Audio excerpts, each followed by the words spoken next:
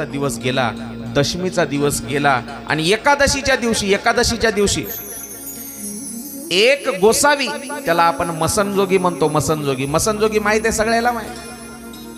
मसनजोगी आता येणं बंद झालं, पण काही वर्षापूर्वी 10-15 वर्षापूर्वी 20 वर्षापूर्वी मसनजोगी यायचे संजूभाऊ गावामध्ये.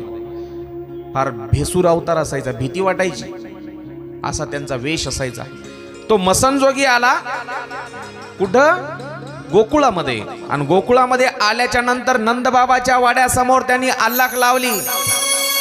नगर में जोगी आया, यशोदा के घर आया, कि आके अलख जगाया, सबसे बड़ा है तेरा नाम भोलेनाथ भोलेनाथ भोलेनाथ भोलेनाथ भोलेनाथ भोलेनाथ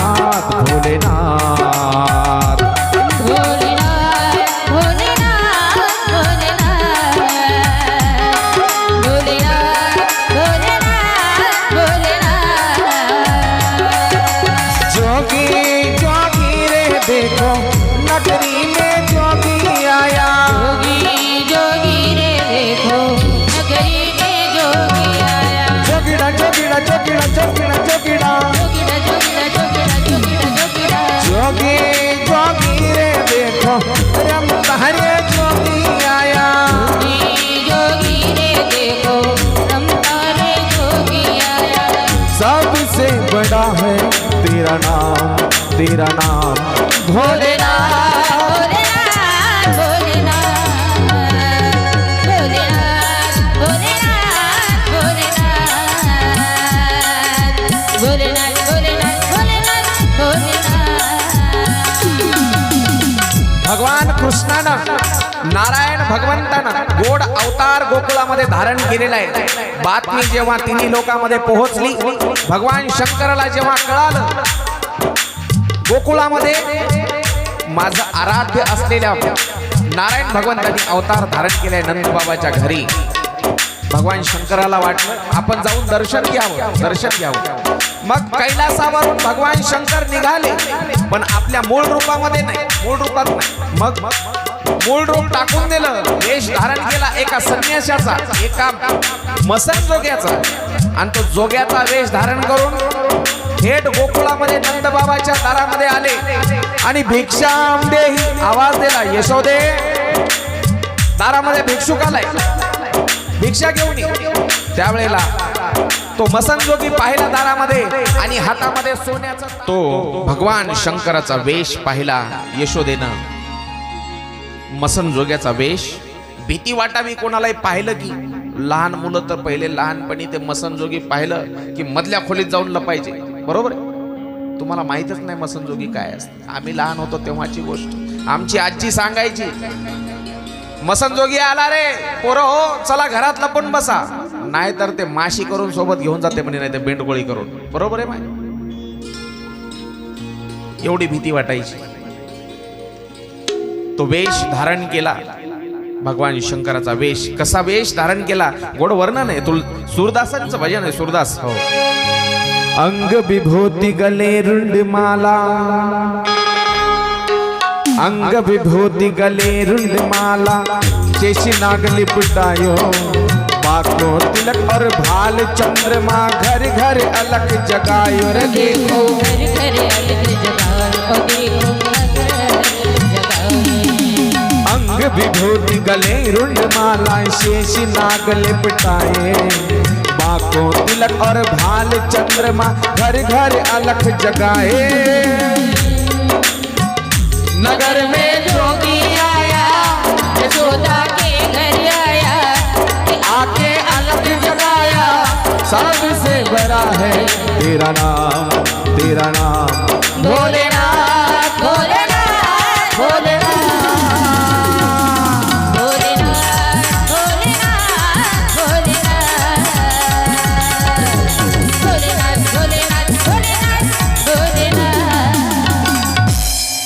अंग विभूत गले रुंडमाला, गळ्यामध्ये ती कवट्याची मुंडक्याची माळ घातलेली, कवट्याची माळ.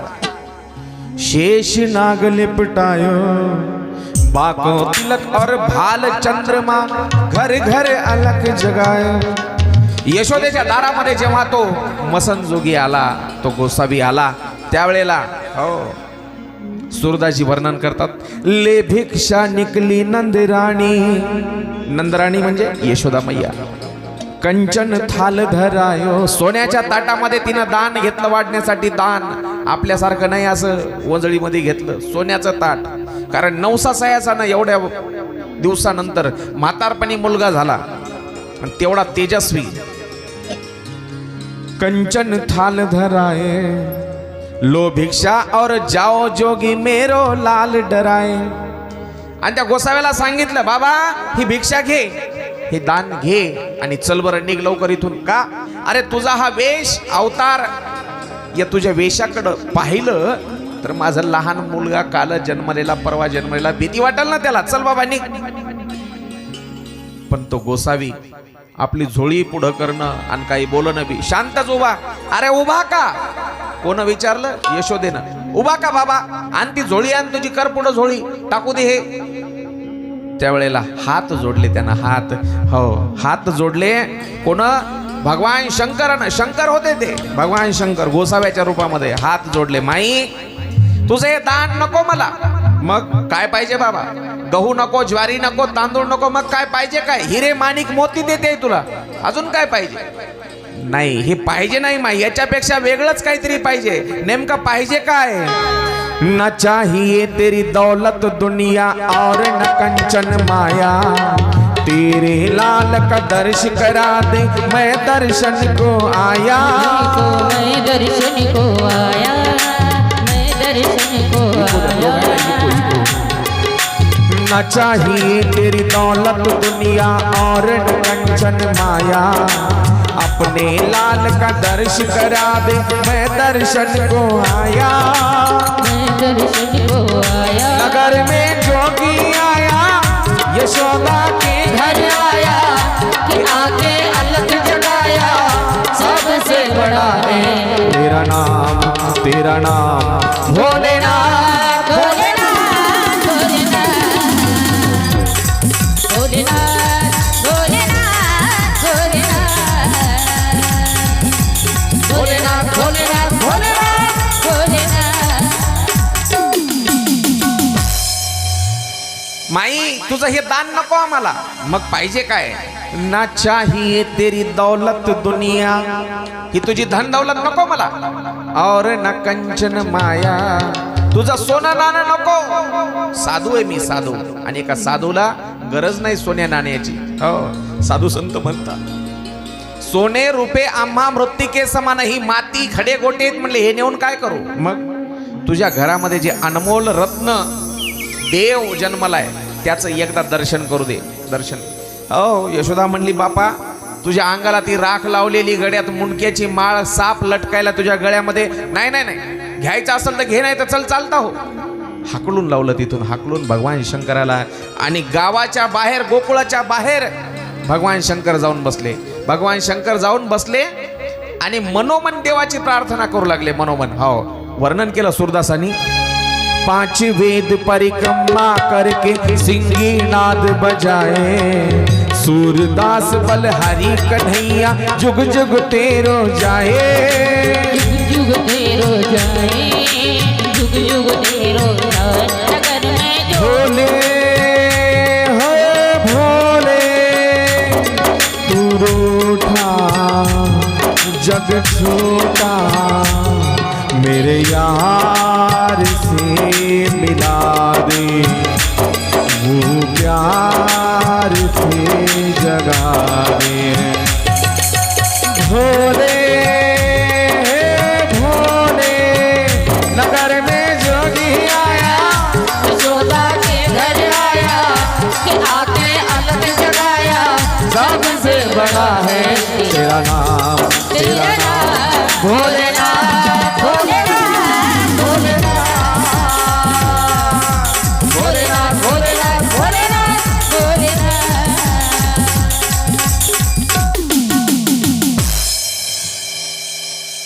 भोले हो भोले. भगवान शंकर मनोमन नारायण परमात्म्याची विनंती करतात, देवा इतक्या लांबून भेटायला आलो, काय फायदा? तुमच्या आईनं हाकलून लावलं मला दारातून, साधारण भिकारी समजलं आणि हाकलून लावलं. मी म्हणतो जितक्या प्रेमानं देवाला हाक मारली तितक्याच लवकर ती हाक देवापर्यंत पोहोचते. हाक तितक्याच लवकर पोहोचते. ती हाक पोहोचली भगवान श्रीकृष्णापर्यंत आणि देवाने एक लीला केली. लीला काय लीला केली? पाळण्यामध्ये टाकलेलं होतं कृष्णाला. अजून नाव नाही ठेवलं बरं का, तरी पण सांगतो आता तुम्हाला. बाळाला बाळाला म्हणून कोणाच्या बाळाला सांगू? गावामध्ये 50 बाळ आहेत, त्याच्यासाठी कृष्ण म्हणतोय. अजून नाव नाही ठेवलं, ठेवू आता. पाळण्यामध्ये अचानक रडायला सुरुवात केली. रडायला. काय रडतंय बाबा? कोणाचं आहे? तेच आहे, नंदबाबाच. रडायला लागलं आणि रडते. रडलेलं पाहिलं यशोदेनं, कडेवर घेतलं, खांद्यावर घेतलं, पाळण्यात टाकलं. पण बाळ काय रडायचं थांबत नाही, थांबत नाही. हो, मला वाटते नाथ महाराजाची गवळण. खूप विनवण्या केल्या पण रडत नाही. यशोदा म्हणते, रडते माझे बाळकाने, रडते माझे बाळकाने, समजाविता राहिला. जो जो बाळा जो रे, जो जो रे बाळा जो जो, जो रे बाळा जो रे, जो जो रे बाळा जो जो, जो रे बाळा जो रे, जो जो रे बाळा जो जो. रडते माझे बाळ ताणे, रडते माझे बाळ ताणे, समजाविता राहिणा, समजाविता राहिणा. जोर बाळा जोरे, जो जोरे बाळा जो जो, जोरे बाळा जोरे, जो जोरे बाळा जो जो.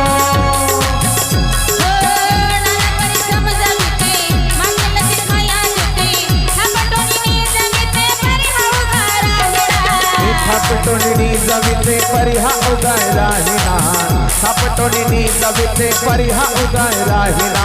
रडते माझे बाळकाने, रडते माझे बाळकाने, समजाविता राहिला. जो रे बाळा जो रे, जो जो रे बाळा जो जो, जो रे बाळा जो रे, जो जो रे बाळा जो जो. जोरे बाळा जोरे, जो जोरे बाळा जो जो, जोरे बाळा जोरे, जो जोरे बाळा जो जो. ही मोठी धरणी आगमा, सर्व अंगी फुटला घामा, एका जनार्दनी प्रेम यशोदेसी मावेना.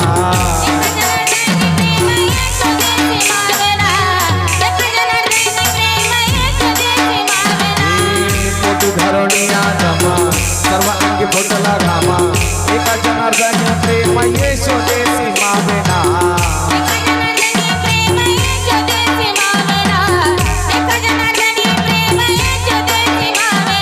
रडते माझे बाळ ताणे, रडते माझे बाळ ताणे, समजाविता राहिना.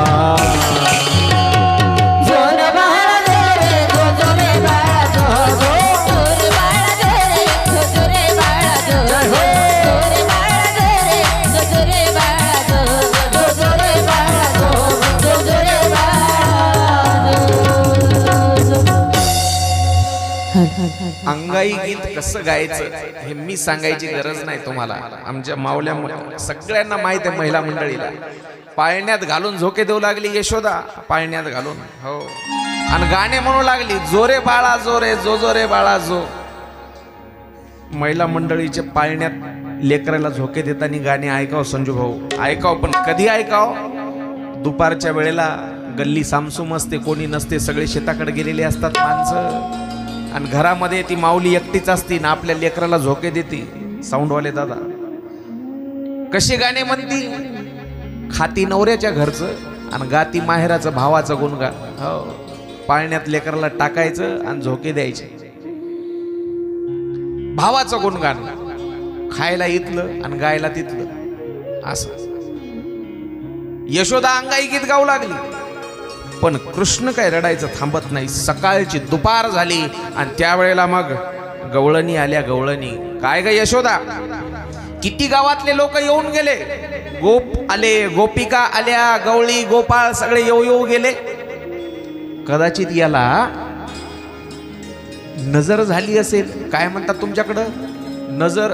नजर झाली असेल. असं म्हणतात वाईट नजर जर लागली तर दगड सुद्धा फुटतोय माय.